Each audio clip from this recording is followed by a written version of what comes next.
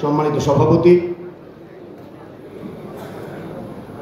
সাবেক জাতীয় দলের ফুটবল দলের ক্যাপ্টেন, সাফ ফুটবলের সোনাজয়ী সেই অধিনায়ক, বিএনপি জাতীয় নির্বাহী কমিটির ক্রীড়া সংগঠক, ঢাকা মহানগর উত্তর বিএনপির সুযোগ্য আহ্বায়ক জনাব আমিনুল হক, মঞ্চে উপবিষ্ট আজকের অনুষ্ঠানের প্রধান অতিথি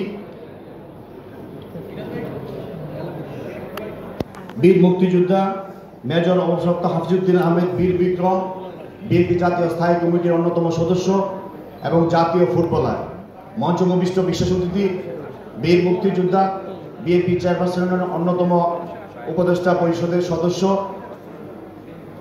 ঢাকা মহানগর বিএনপির সাবেক সাধারণ সম্পাদক, সাবেক আহ্বায়ক, বিশিষ্ট ক্রীড়া সংগঠক জনাব আব্দুল সালাম, বিএনপি জাতীয় নির্বাহী কমিটির যুগ্ম মহাসচিব, বিশিষ্ট ক্রীড়া সংগঠক জনাব খায়রুল কবির খোকন সহ মঞ্চ উপবিষ্ট বিশেষ অতিথিবৃন্দ, বিশিষ্ট খেলোয়াড়বৃন্দ, বিভিন্ন ইভেন্টের মঞ্চে উপস্থিত, মঞ্চের সামনে উপস্থিত বাংলাদেশের 64 জেলা থেকে আগত ক্রীড়া সংগঠকবৃন্দ, 10টি বিভাগ থেকে আগত বিভাগীয় ক্রীড়া সংগঠকবৃন্দ, বিভিন্ন ইভেন্টের সাবেক খেলোয়াড়বৃন্দ, বিভিন্ন ফেডারেশনের সাবেক কর্মকর্তা, বর্তমান কর্মকর্তা, প্রিন্ট মিডিয়া, ইলেকট্রনিক মিডিয়া, অনলাইনের সাংবাদিক বন্ধুগণ, উপস্থিত সুধী মণ্ডলী, আসসালামু আলাইকুম।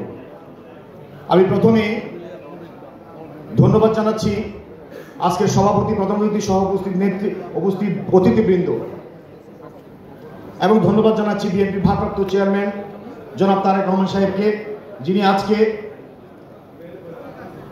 এবং জেলার 64 জেলার কাউন্সিলর এবং বিভাগীয় যারা নেতৃবৃন্দ উপস্থিত, তাদের সমর্থনের মাধ্যমে আজকে আমাদেরকে বাংলাদেশ জেলা এবং বিভাগ ক্রীড়া সংগঠক অ্যাসোসিয়েশন 2025-এর অ্যাডহক কমিটির আমাকে আহ্বায়কের দায়িত্ব এবং সৈয়দ আমিনুল হক দেওয়ান সজলকে মেম্বার সেক্রেটারির দায়িত্ব দিয়ে 44 সদস্যের যে কমিটিটি ঘোষণা করা হয়েছে, সেই কারণে আমি তাদের প্রতি কৃতজ্ঞতা প্রকাশ করছি।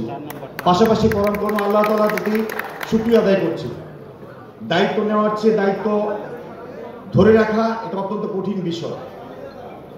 আমি মোহামেডান স্পোর্টিং ক্লাবের সাবেক ভাইস প্রেসিডেন্ট, আমি ফুটবল ফেডারেশনের কাউন্সিলর, আমি মনসুর স্পোর্টিং ক্লাবের নামে একটি প্রিমিয়ার লিগের একটি টিম আছে, যেই ক্লাবের আমি দীর্ঘদিনের সভাপতি। আমার ফার্স্ট ডিভিশনের একটি ক্লাব ছিল, এখনো আছে, ঢাকা ইউনাইটেড স্পোর্টস ক্লাব, যেটা বিয়ানীবাজার স্পোর্টিং ক্লাব ছিল, সেই ক্লাবটা কিনে নিয়ে আমরা সেই ক্লাবটা করি। আমরা অনেকে এখানে ক্লাবের আমার সাথে যারা আছেন এখানে, সেই ক্লাবটাকে গত কয়েক বছর আগে আমাদেরকে পাতানো খেলার নামে এখানে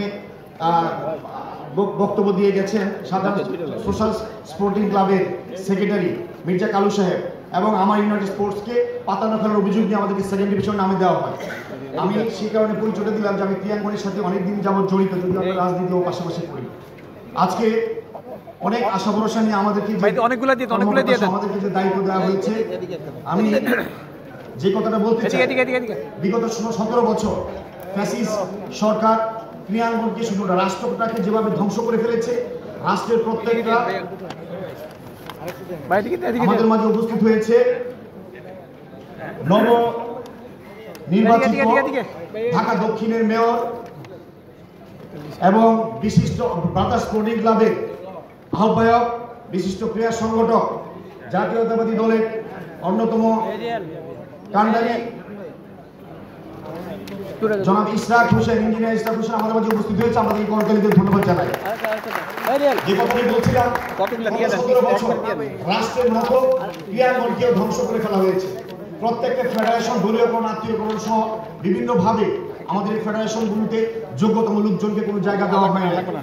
প্রত্যেকের একটা রাজনৈতিক পরিচয় থাকতেই পারে, কিন্তু এর চেয়ে আমি যখন ক্রীড়াঙ্গনে আসবো তখন আমার পরিচয় হলো আমি ক্রীড়াঙ্গনের হয়তো এক্স খেলোয়াড় অথবা সমর্থক অথবা আমি সংগঠক বা কোনো না কোনো পরিচয় আমাদের আছে। কিন্তু সেই কারণে শুধুমাত্র জাতীয়তাবাদী কোনো বিরোধী দলের কোনো লেবাস বা কোনো কিছু থাকার কারণে, আমাদের উপর আইডেন্টিটি থাকার কারণে আমাদেরকে ক্রীড়াঙ্গন থেকে বঞ্চিত করা হয়েছে।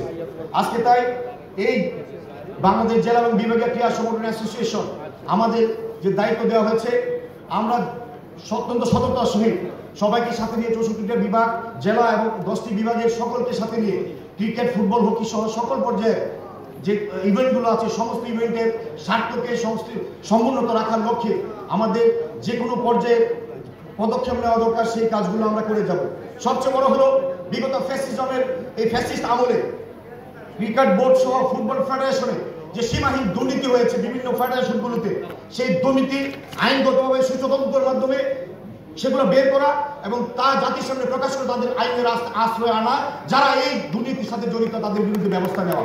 এর জন্য আমাদের এই সংগঠন সোচ্চার থাকবে সারা বাংলাদেশে। কোনোভাবেই আমরা বিগত পতিত স্বৈরাচারের দোষর যারা বিভিন্ন জায়গায় আছে, আমরা অনুরোধ করব তাদের বিরুদ্ধে অবিলম্বে আমরা আমাদের সংগঠন কথা বলবো, তারা কোথায় কিভাবে আছে সেগুলো বিভিন্ন ফেডারেশনের প্রয়োজনে উপদেষ্টার সাথে কথা বলে আমরা তাদের বিরুদ্ধে ব্যবস্থা নেওয়ার জন্য অনুরোধ জানাবো। আজকে অনেক ক্রীড়া সংগঠক যারা দুঃখ প্রকাশ করেছেন, অনেকে জেল খেটেছে, অনেকে মামলা খেয়েছে, শুধুমাত্র একটা রাজনৈতিক দল, আমরা দলের একটা মতাদর্শে বিশ্বাসী বলে। কিন্তু প্রত্যেকটা ব্যক্তি প্রত্যেকটা অবস্থানে যার অবস্থানে অত্যন্ত দক্ষতার সহিত তারা সেই সময় যখন সংগঠনের দায়িত্ব পেয়েছে সেই কাজগুলো করেছে। আমি একটা উদাহরণ দিতে চাই। আপনাদের খেয়াল আছে 2001 থেকে 2006 এর সময় বিএনপি যখন সরকারে ছিল, তখন ফুটবল ফেডারেশনের সভাপতি ছিলেন সুলতান ভাই। সেই সময় বিএনপি ক্ষমতা থাকার সময়ও আওয়ামী লীগের গণনা তখন হারুন সাহেব ছিলেন সেই ফেডারেশনের সাধারণ সম্পাদক। বিএনপি দলবাজি করে রাজনীতি করে না, ক্রিয়াকর্মকে কখনো দলীয়করণ করে না। আজ তো বিএনপি ভারপ্রাপ্ত চেয়ারম্যান 31 দফার যে কর্মসূচি দিয়েছেন, পাশাপাশি আমাদের ক্রীড়া সম্পাদক আমিনুল সাহেবের নেতৃত্বে আরাফাত রহমান কোকো ফুটবল, জিয়া মসজিদ ক্রিকেট সহ বিভিন্ন ইভেন্টে, ব্যাডমিন্টন সহ বিভিন্ন খেলাধুলা এই আমিনুল সাহেব সারা বাংলাদেশের এই ক্রীড়াঙ্গনকে তার সমাজসভার নির্দেশে আমরা আবার সেই ক্রীড়াঙ্গনকে উজ্জীবিত করছি। গ্রামে গঞ্জে সেই খেলোয়াড়দেরকে খেলোয়াড় তৈরি করার ক্ষেত্রে তাদেরকে আবার আমরা উৎসাহ জানাচ্ছি। আজকে আমরা এই সংগঠনের পক্ষ থেকে আপনাদেরকে আশ্বস্ত করতে চাই, যে কথাটা আমিনুল সাহেব বলেছেন, খেলাধুলার পর আমাদের ক্রীড়াঙ্গনে অনেক খেলোয়াড় আছে তারা সাংসারিকভাবে খুব ভালো থাকে না, তাদের অনেক দ্বন্দ্বদশার মধ্যে থাকতে হয়, তাদেরকে পুনর্বাসিত করা। তৃণমূল থেকে বিভিন্ন ইভেন্টের প্রতিযশা যে সমস্ত ক্রীড়া ব্যক্তিত্ব, খেলোয়াড়, সংগঠক, তাদেরকে তুলে আনা, সম্মান মতো যথাযথ যোগ্যতা অনুযায়ী সংগঠন থেকে যার যার অবস্থানের দায়িত্ব দেওয়া। আমরা একটা অ্যাডহক কমিটির দায়িত্ব পেয়েছি, আমরা নিজেরাও জানি না কমিটির কি ফরম্যাট, কি অবস্থা, আজকে আমরা জানলাম। আমি যে সমস্ত ভাইয়ের অনেকে হয়তো বলতেছেন আমরা বিভিন্ন জায়গায় আমরা বঞ্চিত হয়েছি, এটা একটা অ্যাডহক কমিটি। আমরা দ্রুত সময়ের মধ্যে কার্যক্রম করে 64 জেলা কমিটি করবো, 10টা বিভাগে 10টা বিভাগীয় কমিটি হবে। আমরা আপনাদের বিভাগ হিসাবে আপনাদের সাথে বসবো, মতামত দিব, আপনাদেরকে সাথে নিয়ে পূর্ণাঙ্গ কমিটির সময় আরো বড় কমিটি হবে, আপনাদের সবাইকে আমরা অ্যাকোমোডেট করবো ইনশাআল্লাহ। শুধুমাত্র আপনাদের কাছে একটা অনুরোধ, আমি অনেকেরই বয়সে তরুণ, অনেক আস্থা এবং বিশ্বাস থেকে আমার এই নেতৃবৃন্দ সিনিয়ররা আপনাদের সাথে পরামর্শ করে আমাকে সে দায়িত্ব দিয়েছে। আমি আপনাদের সাথে শুধু এই কথাটা দিতে পারি, আল্লাহ হাজির নাজির রেখে আমরা এই সংগঠন সততার সহিত এবং অত্যন্ত বিচক্ষণতার সহিত, দায়িত্বশীলতার সহিত আমরা আমাদের সংগঠনের বিগত সময়ের যে অ্যানামলিগুলো হয়েছে, যে ব্যত্যয়গুলো হয়েছে, যে অন্যায়গুলো হয়েছে, যে অত্যাচার জুলুম নির্যাতন হয়েছে, যারা দক্ষ, যারা যোগ্য সংগঠন, যারা যেখানে বসার কথা সেখানে থেকে বঞ্চিত হয়েছে, সেই জীবনের সেই মূল্যবান সাংগঠনিক এই জীবনটা ফিরিয়ে দিতে পারবো না। আগামী দিনে যাতে আপনাদের আমাদের সকলেরই ভালো মূল্যায়ন হয়, যার যার অবস্থায় যার যার জায়গায় সেই মূল্যায়নটুকু হয়। বিশেষ করে যে ইভেন্টগুলো বাংলাদেশকে পৃথিবীর কাছে তুলে ধরেছে, সেই ইভেন্টগুলো ধাপে ধাপে বিভিন্নভাবে পিছিয়ে যাচ্ছে। ফুটবল, ক্রিকেট যে অবস্থায় ছিল, দুর্নীতি এবং দলীয়করণ এবং বিভিন্ন কারণে বিভিন্ন স্বজনপ্রীতির কারণে এই জায়গাগুলো থেকে আমরা কেন জানি বাংলাদেশ পিছিয়ে যাচ্ছে। আমরা সেই জায়গা থেকে আমরা হাত দিব। আমরা সরকারকে বলতে চাই, উপদেষ্টা মহোদয়কে বলতে চাই, আপনার আশেপাশে যারা আছে এখনো বিভিন্ন যারা যে ক্রীড়া সংস্থা করছেন, আপনি এখনো সরকারের দূষণদেরকে, আমরা ডিসি সাহেব তারা যোগ্যতম ক্রীড়া সংগঠনকে পাঠাচ্ছে ঢাকায়, কিন্তু মন্ত্রণালয় থেকে বিশেষ ক্ষমতা বলে চেঞ্জ করে ওই সমস্ত দূষণদের লোকদেরকে দিয়ে দেওয়া হচ্ছে সেই জায়গাগুলোতে। আমরা তীব্র নিন্দা জানাচ্ছি। আমরা কার্যকরী কমিটি বসে আমরা সেই পয়েন্টগুলো ফাইন্ড আউট করে আমরা উপদেষ্টার সাথে কথা বলবো, আমরা প্রশাসনের বিভিন্ন মহলে আমরা কথা বলবো, তারপরে প্রয়োজন হলে আমরা রাজপথে নিয়ে প্রতিবাদ করবো, অন্যায়ের প্রতিবাদ করবো জেলা বিভাগের সবখানে।